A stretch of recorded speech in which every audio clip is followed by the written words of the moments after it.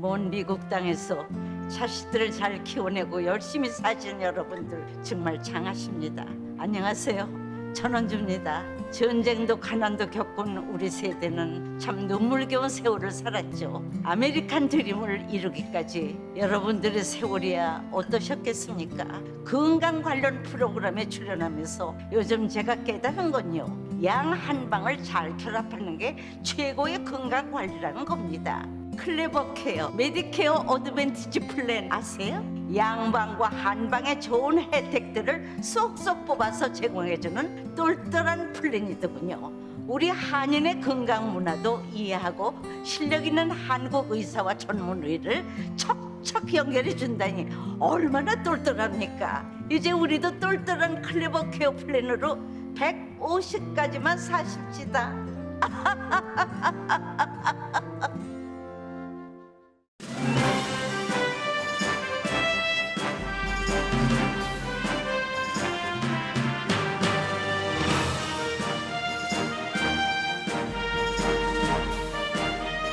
새해 복 많이 받으세요. 강혜신의 오늘의 미국.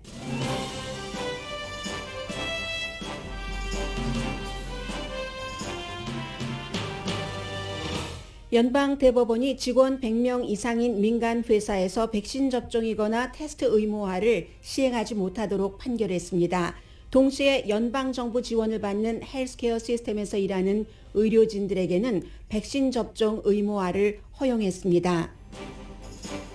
연방대법관들 사이에서도 백신 접종과 마스크 착용은 당파적입니다. 닐 고서치 대법관은 거리두기 없이 앉은 연방대법관 벤치에서도 마스크를 쓰지 않습니다. 남자 테니스 세계 랭킹 1위인 노박 조코비치도 백신 접종을 안 하고 코비드 관련 거짓 진술을 했다는 이유로 호주에서 비자가 또 취소됐습니다. 내일부터 코비드 테스트 기구 상환 프로그램이 돈 내는 것 환불 프로그램이 시작되지만 대부분 보험회사는 준비가 덜 됐습니다. 따라서 테스트 기구를 산 뒤에는 영수증을 보관해야 합니다. 12월의 소매 판매는 전문가 예상보다도 훨씬 큰 폭으로 줄어들었습니다. 이유는 선명합니다. 어느 때보다 연방준비제도 이사들의 역할이 중요한 지금 3명의 새로운 이사 지명자가 결정됐습니다.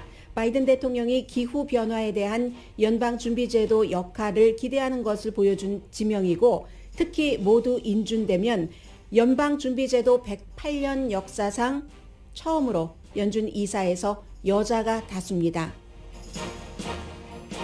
이자율이 오를 것이 기정사실화되면서 주택값 인상은 슬로우하게 되고, 따라서 그 결과 인플레이션도 낮아질 것에 대한 기대가 강해집니다. 북한이 또 2발의 탄도미사일을 발사하자 이번에는 미국이 조금 긴장합니다. 여러분 안녕하십니까? 오늘의 미국 강혜신입니다. 네, 일상생활에 어떻게 적용되는가, 그리고 미국의 지금 방향이 어떻게 나가고 있는가, 이 두 가지가 어제 연방대법원의 결정에서 나온 것으로 볼 수가 있습니다. 연방대법관 잘 알고 계시는 것처럼 9명이고 6명이 보수, 3명이 진보입니다. 두 가지인데 간단한 것 한 가지부터 말씀드리겠습니다. 찬성 4, 반대 찬성이 5, 반대가 4로 이것이 확정이 됐는데, 메디케어나 메디케어 이런 그 연방 정부 지원을 받는 의료기관들이 있습니다. 헬스케어 여러 그 시스템, 병원이라던가 클리닉 이런 직원들은 백신 접종을 의무화할 수 있다. 연방정부 차원에서 이런 판결을 내렸죠. 그래서 어떤 매체에서는 한 1,000만 명 정도가 해당된다고 하고, 또 다른 매체에서는 2천만 명 정도가 그것에 해당이 된다고 하니까 저는 사실 잘 모르겠습니다. 제가 그 분야의 특별 취재 기자가 아니기 때문에요. 적게는 1,000만 명에서 많게는 2천만 명의 그 헬스케어 종사자들에게 해당되는 그 결론입니다. 3명은 당연히 민주당 성향이기도 하고 진보 성향이기도 한 소니아 소토마요르를 포함해서 3명의 대법관과 2명, 한 사람이 그 브렉 캐버나우 트럼프 전 대통령이 지명을 했던, 그리고 또 한 사람은 존 로버츠 연방 그 대법관이 여기에 찬성을 해서 통과가 됐고, 이건 끝입니다. 거기로. 그리고는 두 번째는 반대 6, 찬성 3으로 바이든 대통령의 이 같은 행정명령이 집행되지 못하게 됐는데, 직원이 100명 이상인 민간 회사에서 그 직원들에게 백신 접종 의무화를 하고, 백신 접종을 받기 싫은 사람들, 받을 수 없는 사람들은 매주일 테스트를 해야 된다는 것은 반대를 6명이 했습니다. 그러니까 고스란히 진보 연방 대법관들만 찬성을 한 케이스가 되는데, 이것은 사실은 뭐 바이든 행정부의 뭐 이렇게 하는 게 아니라 법률적인 그 판결로는 미국의 뭐 노동부 아래에 직업안정청 내지는 직업안전국이 낫겠네요. 그곳이 있어서 이 직업안전국에서 우리가 보통 이제 OSHA라고 부르잖아요. 뭐 Occupation Safety and Health Administration, 이거 약자로, 그곳에서 모든 직장에는, 제가 일하고 있는 라디오 서울이나 여러분께서 일하고 계시는 어떠한 직장이나 전부 직장 내에서의 보건안전 수칙이 있습니다. 그 수칙 안에 앞서 말씀드린 그 같은 백신 접종 의무화와 테스트 의무화를 행정부에서 집어넣는데, 6명의 여기에 대해서 반대하는 대법관들은 이건 너무 광범위하다. 그렇게 그 직업안전보건국에서 그 정도까지 해서는 안 된다. 더군다나 이 코비드 19은 집에서도 감염될 수 있고, 학교에서도, 길에서도, 모든 이벤트, 스포츠, 음악 이벤트에서 다 퍼질 수 있는데 왜 직장에서만 꼭 집어서 그것을 백신 의무화를 해야지 되는가? 뭐 유니버설한 이 같은 그 위험은 날마다 우리가 살면서 겪는 거다. 어떠한 그 범죄에 노출되는 것, 뭐 공기 오염이라든가 모든 전염병 위험과 같다 하면서 이것은 말하자면 연방 정부의 권한이 너무 커진다 해서 반대를 한 겁니다. 그러나 3명의 이것을 해야지 된다라고 했었던 그 진보적인 연방 대법관들은 지금 얼마나 많은 사람들이 숨지고 병원에 가고 있는가. 이 같은 견줄 곳대가 없는 비상사태 때 직장에서만 왜 의무화를 하느냐 하지 말고, 직장에서라도 의무화를 한다면 그 사람들이 8천만 명이 해당이 되면은 미국에서 3억 3천만 명 인구 가운데 상당히 많잖아요. 8천만 명이면 혼자만 있는가, 가정에도 있고 누구도 있고 하니까 이것은 말이 안 된다 했지만 이게 바로 소수였습니다. 비즈니스 리더들은 어쩌면 더 많은 비즈니스 리더들이 연방 대법원에 그렇게 시행하지 말아라 하는 판결을 좋아할지 모르겠습니다. 왜냐하면 요즘 워낙에 노동력이 부족하기 때문에 뭐 이것을 의무화하고 저것을 의무화하고 하면은 여러 사정 때문에 일할 사람이 더 줄어드니까 그렇게 볼 수 있는데, 그렇지 않은 회사들도 있습니다. 이것을 이제 바이든 행정부에서 기대를 할 수밖에 없는 거죠. 지금부터는 뭐 구글이라든가 또 무슨 시리뱅크, IBM, 그 밖에 많은 회사, 스타벅스, 팍스뉴스 이런 곳에서는 직장에서의 백신 접종을 이제 하고 있으니까 앞으로도 하고 할 것이고 하기 때문에 비즈니스 업계에서는 그런 반응이고요. 바이든 대통령이 이제 할 수 있는 일은 두 가지죠. 하나는 의회에서 법이 통과된다면 그렇게 할 수 있지만 의회에서 할 리가 만무합니다. 공화당이 이것을 해줄 리가 없죠. 당연히 지금까지의 여러 가지를 해왔었던 것을 보면은 공화당은 의무화에 반대합니다. 개인의 자유가 중요한데 하면서, 그래서 그건 불가능하고 또 다른 방법이 무엇이냐, 그것이 문제로다인 거죠. 지지율이 이 팬데믹으로도 그렇게 낮아지고 있는 바이든 대통령에게 아무도 알 수 없습니다. 이 팬데믹으로부터 나라를 구하는데 지금 한 8천만 명 정도를 백신 의무화를 한다면 아무래도 위험이 줄어드는 것은 사실인데 그것을 못하도록 연방 대법원의 결정이 최종 결정입니다. 해서 바이든 대통령으로서는 굉장히 곤란하게 됐고요. 그러니까 실망했다는 얘기를 어제 하더군요. 바이든 행정부 또 보건부 당국들에서 만약에 이런 8천만 명 정도를 백신 의무화를 하거나 아니면 일주일에 한 번씩 테스트하는 것을 의무화하면은 미국에서 앞으로 6개월 동안 사망자를 6,500명을 줄일 수가 있고 25만 명 입원을 막을 수가 있다. 그러니까 미국이라는 나라가 한국전이 70년도 더 된 그때의 한국전에서 숨진 사람의 유해를 찾으려고 70년 넘어 얼마나 노력을 합니까? 그 유해 항구를 그 북한에서 받아올 때마다 돈을 많이 주고 앞으로 뒤로 그렇게 하는데 6,500명의 무고한 사람의 생명을 6개월 안에 구할 수 있다고 하는데도 이것은 연방 대법원에서 보고 있는 다른 그 가치 기준 때문에 이제는 이것은 안 되게 됐습니다. 제가 닐 고서치와 노박 조코비치를 비교를 하면서 오늘 뉴스를 준비를 하게 됐습니다. 연방 대법관인 닐 고서치 대법관은 어제 이제 최종적인 판결이 나왔지만 지난주 금요일부터 이것을 심의를 했는데 9명의 판사들이 앉아있는 벤치가 있죠. 그 벤치는 팬데믹 사태 이후에 뭐 거리 두기를 한다던가 이런 것 안 됩니다. 워낙에 전통적인 벤치 9명이 나란히 앉아 있잖아요. 이쪽 맨 끝에 제일 나중에 들어간 에이미 코니 베럿이 앉아 있고 그 바로 옆에 닐 고서치가 앉아 있고 그 바로 옆에 세 번째에 소니아 소토마요르 이런 식이거든요. 그러면 닐 고서치라는 보수 대법관이 본인이 앉아있는 자리에서 왼편에는 에이미 코니 베럿 보수 대법관, 오른편에는 소니아 소토마요르 진보 대법관이 앉아 있습니다. 지난 금요일에 이 사람들이 한꺼번에 모여서 이 문제에 대해서 심의를 할 때 전부 마스크를 썼습니다. 당연히 썼겠죠. 거리 두기도 전혀 안 되는 그런 벤치니까. 그런데 닐 고서치만 마스크를 쓰지 않았습니다. 그리고 닐 고서치의 옆자리에 앉아야 되는 소니아 소토마요르는 아예 그날 8명의 연방 대법관은 이 안을 심의하기 위해서 대법관 벤치에 앉았는데 집에서 리모트로 했습니다. 57살인가 그렇거든요. 67살이군요.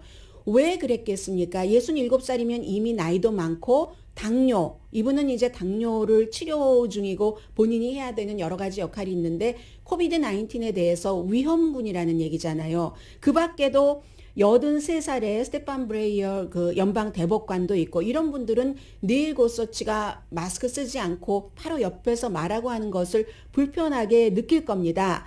그렇기 때문에 소니아 소토마요르라는 연방 대법관이 한 달 전에 그런 얘기를 했죠.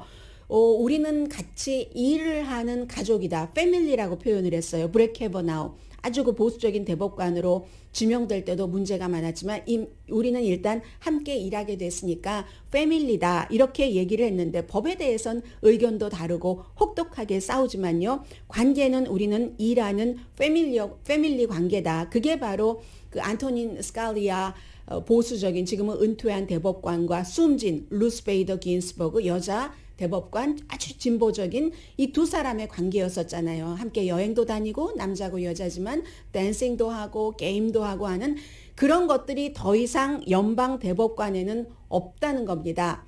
닐 고서치 연방 대법관은 당연히 이 백신에 대해서도 연방 정부에서 그렇게 할 수 없어 하고 거기에 한 표를 던졌지만 마스크에 대해서도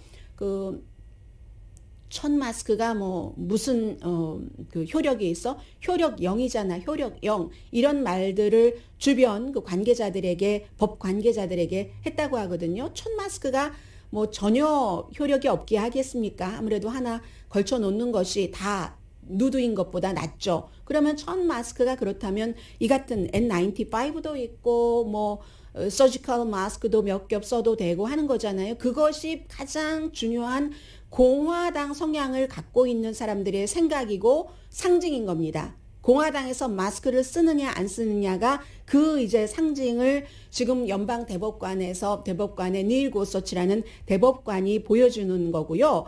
그리고 이제 또 하나는 노박 조코비치를 말씀드리겠습니다. 호주에서 처음에 이제 들어가려고 하다가 예외 조항을 받았는데 나중에 또 그것이 비자가 취소되고 그리고 또 호주 장관이 끝내 결국은 그의 비자를 또 취소를 했습니다.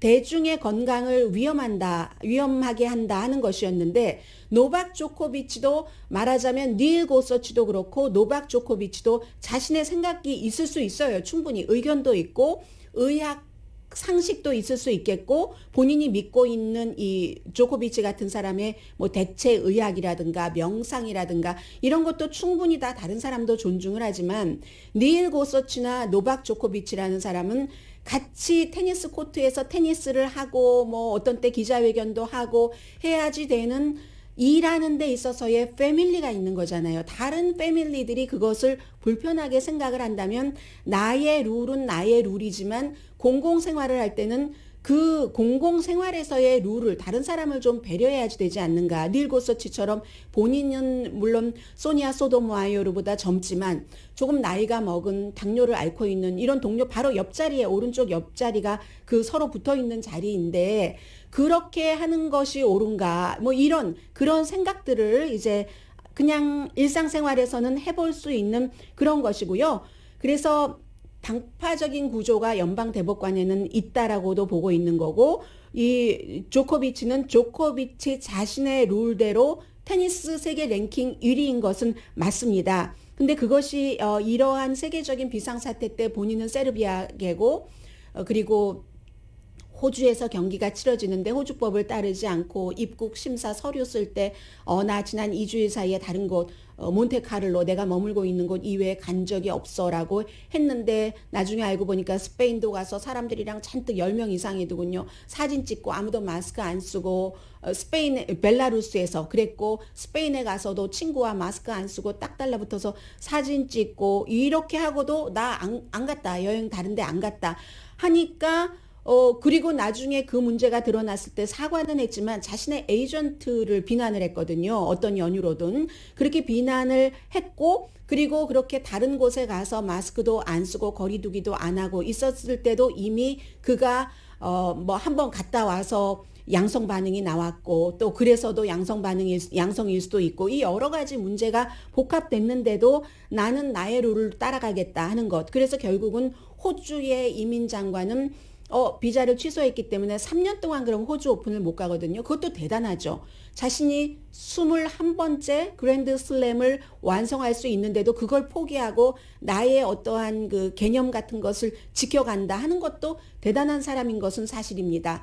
본인에게는 대단하지만 이러한 전염병이 도는 때에 본인의 의견은 그렇더라도 조금은 다른 사람을 조금 배려할 수는 없는가 이런 생각도 노박 조코비치라든가 닐 고서치 당사자들은 또 할 말이 많을 겁니다. 그런데 그 당사자들은 한 명이고 주변에서 그들이 마스크를 쓰지 않고 또 그 백신 접종을 받지 않고 공공장소에서 공인으로 등장하는 것이 다른 사람에게는 어떤 또 호주의 법 위반이니까 그런 것이 되는가 하는 문제는 충분히 뭐 공론화될 만한 이슈라고 생각이 됩니다. 금요일이기도 하고요.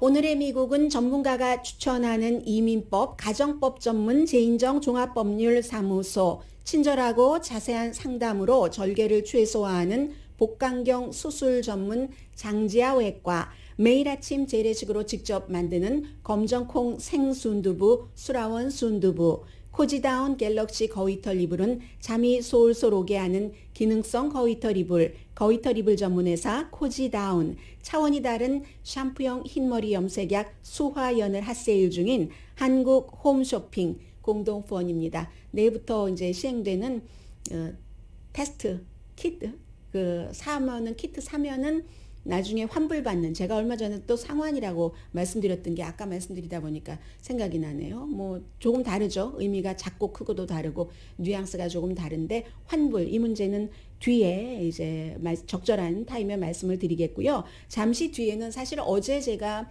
뭐 현장 취재를 하는 사람도 아니고 여러 가지를 보도해 드리지 못했습니다만은 이민 역사 우리 119년 뭐 이런 것이 있었는데 미국 연방준비제도의 역사가 108년입니다. 그 108년 역사상 최초의 일이 나올 수도 있는 것도 있고요. 그 밖에 중요한 좀 굵직한 이슈 전해드립니다.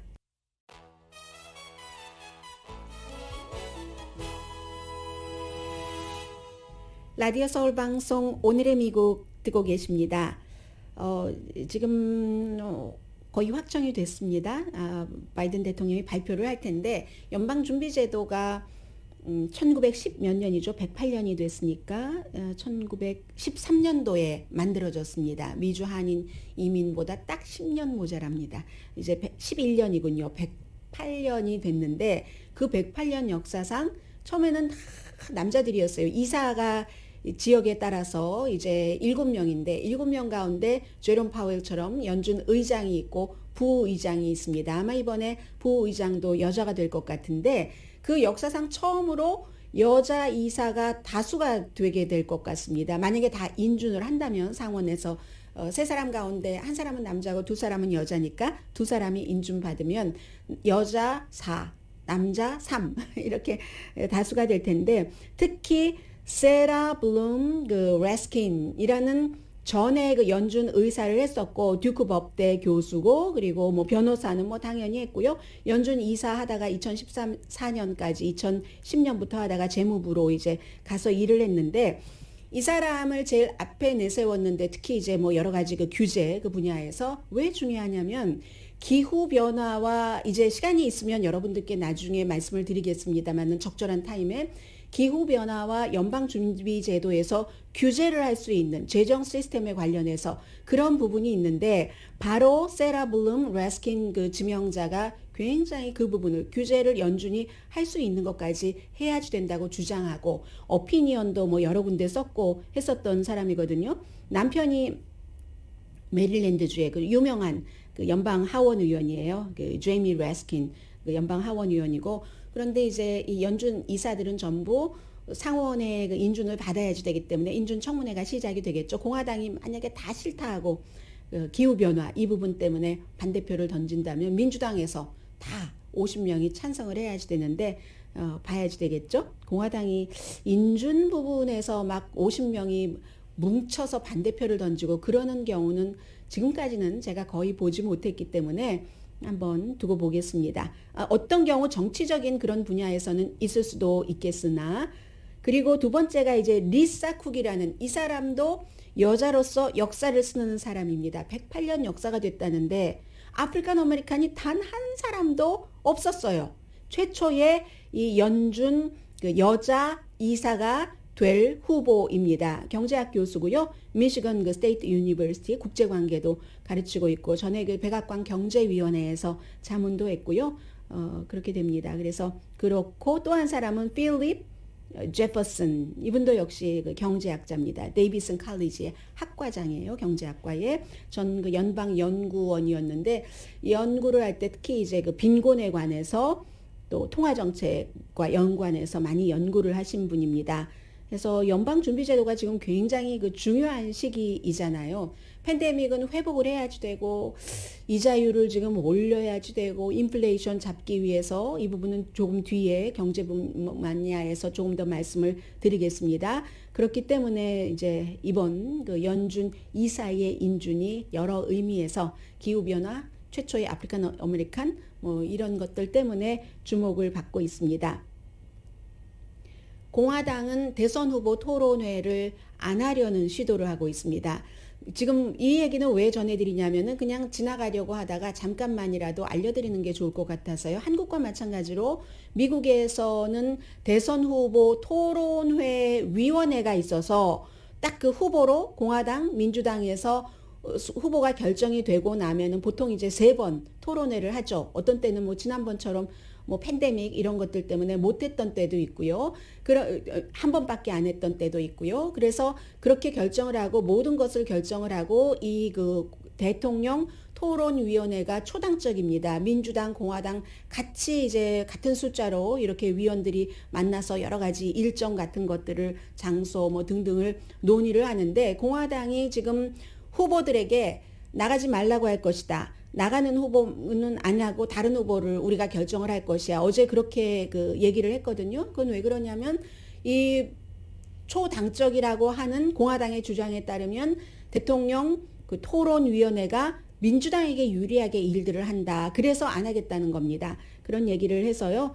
뭐 한국에서 무슨 뭐 어느 후보가 토론회를 싫어한다, 좋아한다 많은 얘기가 나왔길래 한 번 더 말씀을 드린 거고 이 모든 것들이 역시 결론은 트럼프에게 갑니다. 트럼프 전 대통령에게 대통령 그 선거 토론위원회가 나쁘게 했다는 거예요. 그런데 그거는 또 그렇지 않습니다. 트럼프 전 대통령이 원래는 토론 안 한다고까지 했었어요. 그리고 공화당과 민주당이 다 합의를 해서 그 토론 숫자를 줄이기로 왜냐하면 너무 늦게 토론을 했기 때문에 10월 10월 며칠이었던가 10월 9일인가로 기억이 되는데 11월 달에 선거잖아요. 팬데믹 막 있고 이랬을 때이기 때문에 그래서 이제 그런데 어쨌든 다 트럼프 전 대통령에게 좀 잘 보이게 하기 위한 공화당이 트럼프 전 대통령이 힘을 얻어서 우리가 좀 중간 선거에서 잘해보기 위한 그러한 마음도 어느 정도인지 모르지만 그 음식에 들어 있습니다. 우리 안 하겠다. 그런 후보로 선택 안 하겠다 하는 뭐 이런 게 있고요. 그리고 극우 무장단체인 오스키퍼스 리더 11명이 선동적인 음모론으로 기소된 것은 굉장히 중요합니다. 왜 중요하냐면 이 오스키퍼스 같은 사람들 멤버들이요. 무장단체라고 그냥 어느 날 갑자기 어떤 그 이벤트에 모여 총을 갖고 모여 해서 가지고 가서 이게 무장단체가 아닌 겁니다. 어디 뭐 캔사스 어디 뭐 산에서 훈련을 해요. 그러니까 예를 들어서 과거에 뭐 한국 다른 나라의 사병이 있잖아요.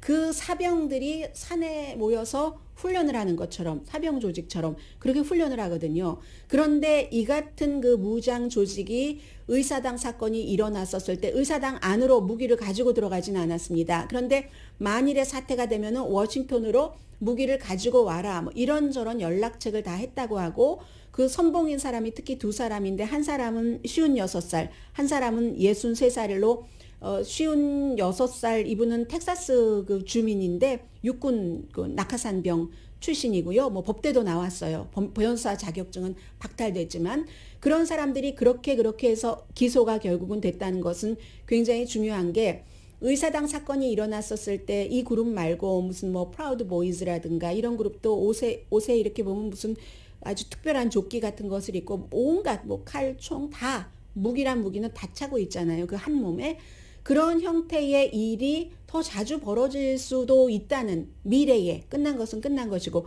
그런 면에서 굉장히 중요하고요. 이런 단체들이 트럼프 전 대통령을 굉장히 지지를 하죠. 트위터, 메타 하니까 좀 생소하네요. 페이스북이 전 회사 이름이었는데 지금 여전히 페이스북으로 쓰시지만 회사 이름 자체는 메타입니다. 바꿨어요. 메타, 알파벳, 구글의 모 회사, 또 레딧 이런 곳에도 의회 1월 6일 의사당 사건 그 소위원회 조사위원회가 소환장을 전부 발부를 했습니다. 전에 자세히 협조를 잘 안 했어요. 이런 회사들이 왜냐하면 거기서 정보가 다 오고 1월 6일 날 어디로 모여라 이래서 우리는 하는 거다 등등 이런 것들을 의회의 조사단에 충분히 전달을 하지 않았기 때문에 결국은 소환을 한다는 거고요. 그리고 또 한 사람 텍사스의 그 검찰총장 켄 팩스턴 검찰총장은 선거가 끝난 뒤에 누구보다도 먼저 오래 강하게 부정선거였어 막 주장을 했었던 사람이잖아요. 텍사스의 검찰총장은 그 켄 팩스턴 그 텍사스 검찰총장 켄 팩스턴에게 이제 그 지방검사가 트라비스 카운티의 지방검사가 나흘 동안 말미를 주고 1월 6일 이 의사당 사건 그때를 전후로 해서 여러 가지 이메일 등을 제출을 해라라고 했습니다. 왜냐하면 지금까지 그 조금 더 가벼운 말로 했는데 이 사람이 듣지 않았고 1월 6일 의사당 그 랠리 그 거대한 의사당 진입까지 있기 전에는 이 사람도 그 현장에 있었고 해서 이런 것을 주지 않는 것은 공직자이기 때문에 공개정보법 위반이다라고 얘기를 하고 있고 이 텍사스의 현 그 검찰총장은 버티기를 하고 있습니다. 이 사람 이번에 또 선거 치러야지 되는데 공화당 뭐 다른 도전자들도 있고 트럼프 전 대통령의 강한 그 지지를 받고 있고 뿐만이 아니라 뭐 남녀 문제도 많고 FBI의 무슨 뭐 뇌물수수 혐의로 조사를 받고 있기도 하고 하는 그런 부분이 있고요. 또 하나는 이제 조 맨신 의원과 크리스틴 시네마 민주당 의원들이 바이든 대통령은 요즘 참 재미없는 어려운 그런 시기를 보내고 있습니다. 며칠 전에 조지아주 애틀란타에 가서 투표 권한법을 통과시켜야지 됩니다. 그러기 위해서는 막 의사진행 방해를 한다던가 반드시 60표만 필요하도록 하는 그 상원의 그 필리버스터까지도 뭐 영원히 모든 케이스에 적용한다는 건 아니지만 이 투표 그 자유법안에 대해서만이라도 적용을 해서 50표만으로 통과를 시켜야지 됩니다. 막 이렇게 얘기를 했는데 막상 민주당인 2명의 맨신 시네마 의원은 그 필리버스터를 없애는 것에 반대한다고 입장을 어제 분명히 밝혔습니다. 그게 민주주의를 더 위험하게 한다 하는 것이고요. 또 시네마 의원은 상처가 그렇지 않아도 깊은데 지금 민주당에서 또 그런 것 하고 하면은 그 상처가 더 깊어진다. 그랬으니까 이제 바이든 대통령 또 투표 권리 자유법 이런 것이 통과되는데 어떠한 그 손상을 입었다고 할까요? 정치적인 문제는 그 정도 말씀드리고 잠시 뒤에 이제 그 리임버스 환불 시작되는 것을 포함해서 경제 뉴스 좀 전해드립니다.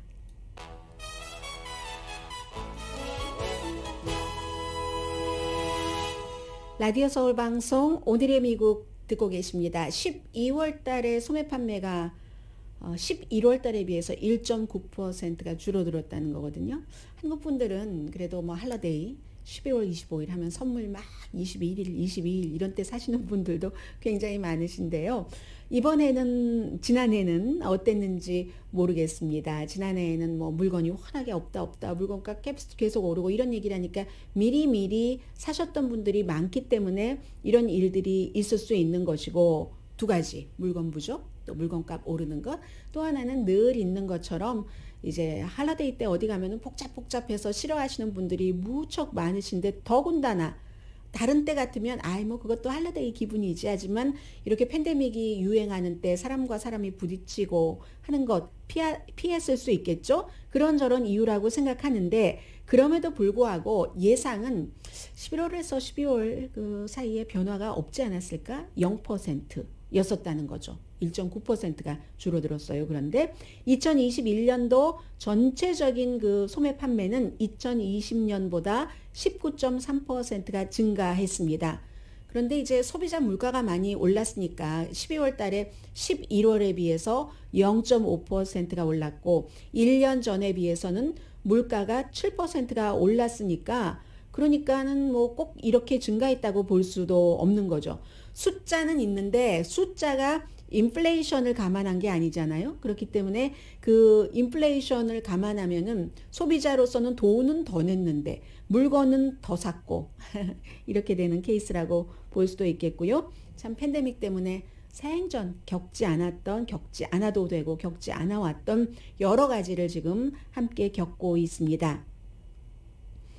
이자율이 뭐 오르기는 오를 텐데, 이자율이 오르면 당연히 집값 상승도 주춤하겠죠. 지금은 사려는 사람은 많고 팬데믹 등등 재택근무 등등 직장으로 돌아간다고는 하지만 나에게는 재택근무가 맞는 것 같아 하고 전에 한 번도 그런 선택을 해보지 않으셨던 분들이 시험을 거쳐서 그렇게 정착하시는 분들이 분명히 있지 않겠습니까? 그래서 이제 집을 사려는 웬만하면 그런 분들도 많았고, 또 하나는 뭐 역사적으로 이자율이 너무 낮으니까 이자율을 고정이자율로 하면 30년 보통 하시잖아요. 예전에는 15년 융자도 많이 하셨는데, 그렇기 때문에 이제 이자율이 낮아서도 집을 사려고 했고, 팬데믹 때문에 재택근무 때문에도 집을 사려고 했는데, 이자율이 오르면 지금 30년 그 모기지 고정 이자율이 평균 한 3.45% 정도 됩니다. 그런데 이게 2018년도를 보니까 그때는 뭐 거의 5%였거든요. 그러면 뭐 몇십만 달러 집에서는 별 차이가 없겠지만, 집이 뭐 100만 달러 넘어가고 50만 달러 넘어가고 하는 데서는 페이먼트에 부담이 생기겠죠. 그렇기 때문에 주거용 부동산 그 수요는 이자율이 오르면 융자해야지 되는 페이먼트가 늘어나고, 당연히 주택 구입 의지도 주춤해지는 게 사실인데, 집값이 지난 2년 동안 얼마나 폭발할 것 같지 않았습니까? 부동산 에이전트 분들도 믿을 수가 없어 했을 그럴 정도인데, 팬데믹 기간 동안에 슈퍼 낮은 이자율이 바잉을 부추겼죠. 아주 자연스럽게 2000년대 그 중반에 그 주택 버블이 있고 중반 후반 중후반에 있고 나서 이런 호황은 없었습니다. 그런데 이제 연방준비제도는 이자율로 많은 그 경제의 흐름을 조절을 하는데, 뭐 이자율이 낮으면 융자하기 쉬워서 집뿐만이 아니라 다른 것도 뭐 그냥 사고 물건도 큰 것 막 턱턱 들여놓고 이렇게 하는데, 이자율을 올리는 이유가 인플레이션을 막기 위해서 그런다 하는데, 특히 주택의 경우에는 이자율을 올려서 막 지금 셀러가 이만큼을 받고 싶다고 50만 달러의 주택을 내놨어요. 그런데 막 사겠다는 사람은 어떤 때 60만 달러, 60만 달러 이상까지 샀잖아요. 그렇게 막 값이 올라가는 것이 사실은 인플레이션에도 적용이 됩니다. 왜냐하면 물건 중에서 제일 비싼 물건은, 그래서 이제 이 두 가지가 굉장히 중요한 것이고, 가솔린 값과 식료품 값은 뭐 식료품 값이 지난해에 비해서 6.5%가 올랐다. 가솔린 값이 뭐 한 46%가 올랐다 할 때, 가솔린 값은 매달 조금씩 뭐 많이 쓰시는 분들이 몇백 달러 이렇게 되기 때문에 뭐 크게 고통을 주는 것은 아닌데, 주택은 너무나 앨리스트 몇십만 달러니까 그게 이제 그 인플레이션의 큰 폭을 차지하게 되는 거고요. 그리고 이제 15일이 내일 맞죠? 내일부터 여러분들께서 요즘 구하기 조금 나아졌나요? 나아졌다면 테스트 기구를 사신다면은 아직은 많은 보험회사가 준비가 좀 덜 됐답니다. 보통 이제 어디서 그 의료기구에서 테스트를 하는 것, 닥터스 오피스에서 테스트를 하는 것은 잘 그 보험회사와 시스템적으로 연결이 돼서 뭔가 정산하기가 쉬운데, 마켓에서 소비자가 뭐 20 몇 달러짜리, 지금 뭐 10 몇 달러부터 40 몇 달러짜리까지 있는 것 같아요. 뭐 50달러 넘는 것은 못 봤습니다. 그렇게 될 때 그것을 하나하나 챙기는 바코드가 없다고 하더군요. 이 코비드 19 그 키트에는 바코드가 없기 때문에 제대로 하기도 힘들고 하니까, 저기에 바코드는 있어도 뭐 식료품집, 아니 그 뭐죠? 이 마켓 같은 데서 하는 본인들의 어떠한 코드는 있어도 아무튼 보험회사에서 할 수 있는 그런 바코드가 없기 때문에 아직 준비가 안 된 보험회사들이 많다고 하고요. 빨리 셋업해도 저희 보험회사는 몇 주일 걸립니다. 이렇게 그 얘기를 하는 거예요. 오버 더 카운트는 아무튼 그 오버 더 카운트의 카운터의 테스트는 닥터스 오피스 병원 테스트와는 다르기 때문에 빌링 코드, 바코드라기보다 빌링 코드라고 말씀드리는 게 더 낫겠네요. 그렇기 때문에 여러분들께서는 내일 이제 사시면 뭐 보험회사에 따라서 다르겠습니다만, 영수증을 왜 미국 사람들 그 구두 박스 상자, 구두 상자에 담아 놓잖아요. 뭐 정리하기 힘들어 이러면 거기다 담아놓고 나중에 어디다가 넣는지 모르고 막 이러는 경우가 있는데, 어느 박스에다 넣지? 그러는데 그 박스에 슈 박스 같은 데다가 잘 담아 놓으시고, 어떤 경우에는 몇 개월이 걸릴지도 그 리임버스 받는데, 환불 받는데 알 수가 없습니다. 아마 영수증 보관하고 그 영수증을 우편으로 보험회사에 보내면 보험회사에서 들여다보고 리임버스 해주고 이런 케이스가 있을 것 같죠? 그렇게 되는 경우 아마 그 우편으로 보내지 않으시는 분들도 많이 계실 것 같고요. 어쨌든 연방정부에서는 그렇게 프리로, 적어도 본인이 부지런하고 하고자 하는 의욕이 있다면 테스트를 한 달에 8번씩 1인당 무료로 할 수 있다 하는 정책 자체는 마련을 해놨다는 겁니다. 미국이 좀 허술한 거예요. 물론 뭐 영국이라든가 독일 같은 나라는 미국보다 인구가 훨씬 작지만, 영국은 정부 웹사이트에 들어가서 오더하면 되고, 독일도 뭐 한 15,000군데의 래피드 테스트 사이트가 뭐 구축이 돼 있다고 하고 하니까. 그런데 미국도 개인 민간 보험회사 보험을 갖고 계시지 않은 분들은 뭐 메디케어, 메디케이드 이런 분들은 이제 정부가 웹사이트 만들면 그곳에 들어가셔서 이제 신청을 하셔야지 됩니다. 그런데 미국에서도요, 로컬 정부에 따라 다릅니다. 그렇기 때문에 제가 여러분들께 말씀을 드릴 때 항상 전국적인 공통되는 것을 말씀드리고, 어떤 경우 뉴스화 할 만하다 하면은 특수성도 전해드리는데, 오늘의 미국을 워싱턴에 계시는 분들 많이 듣고 계시잖아요. 시애틀에서도 많은 분들께서 듣고 계시는데, 워싱턴주는 그 워낙에 로컬 정부에 따라서도 다르지만 그 래피드 테스트에 포커스를 두는 그런 로컬 정부가 있잖아요. 워싱턴주는 도서관에서 이걸 픽업하도록 프리 테스트를, 그렇습니까? 제가 워싱턴주에 가서 그걸 픽업해 보지 않아서 워싱턴 주민이 아니라 모르겠네요. 워싱턴주는 도서관에서 픽업을 할 수도 있다고 하니까, 여러분들께서 워싱턴, 시애틀, 타코마 인근에서 살고 계시는 분들은 이 뉴스도 참고해 주시기 바랍니다. 잠시 뒤에 뵙겠습니다.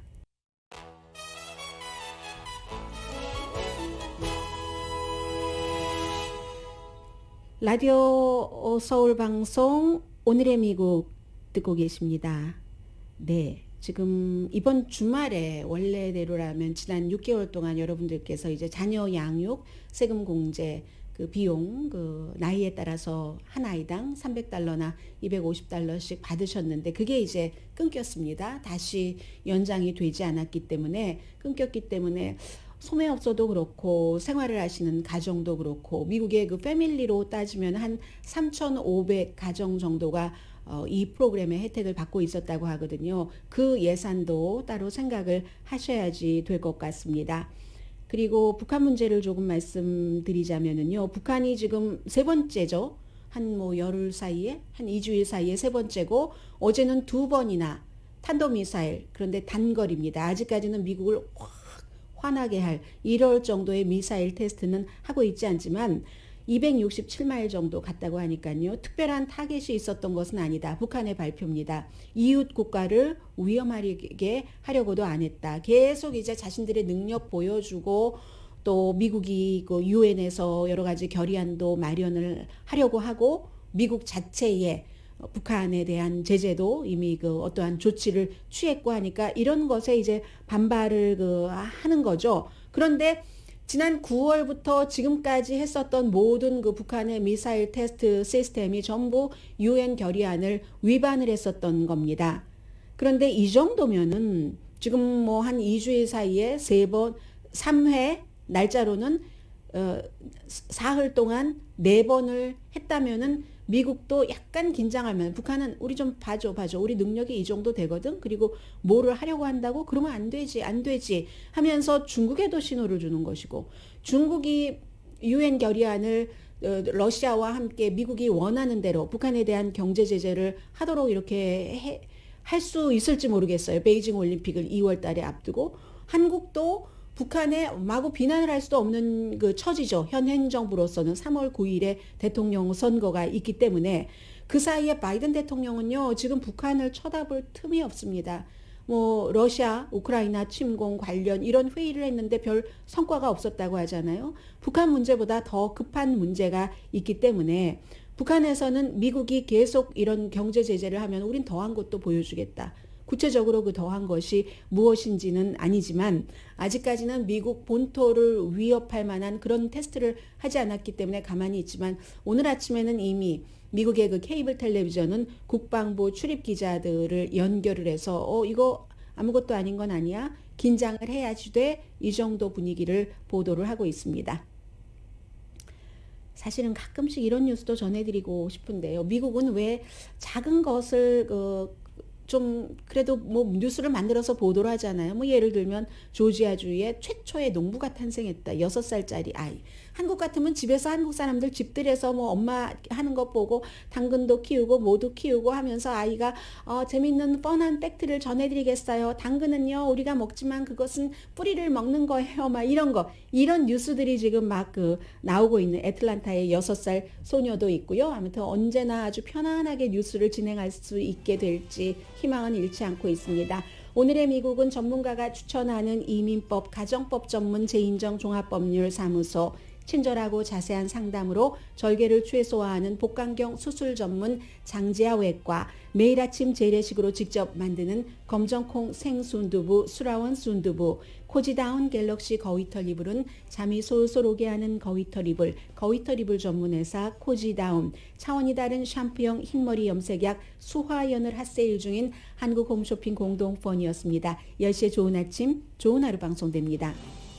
어제 그 영국의 앤드류 왕자가 뭐 제프리 앱스틴 뭐 어린아이 어떻게 하고 비행기 태우고 그 문제 때문에 미국에서 케이스를 다 없애보려고 했는데 안 됐잖아요. 결국은 엄마인 엘리자베스 2세 여왕이 군에서 한 140명이나 저 사람이 군의 직위를 갖고 있다는 건 우리 군의 망신이다 해서 엄마가 그 아들 왕자 앤드류의 그 군 그 지위는 전부 빼앗은 겁니다. 그것도 지금 39살 된 여성이 17살 때 앤드류와 그렇고 그런 사이였다라고 얘기를 했기 때문에 수십 년 뒤에 강혜신이었습니다.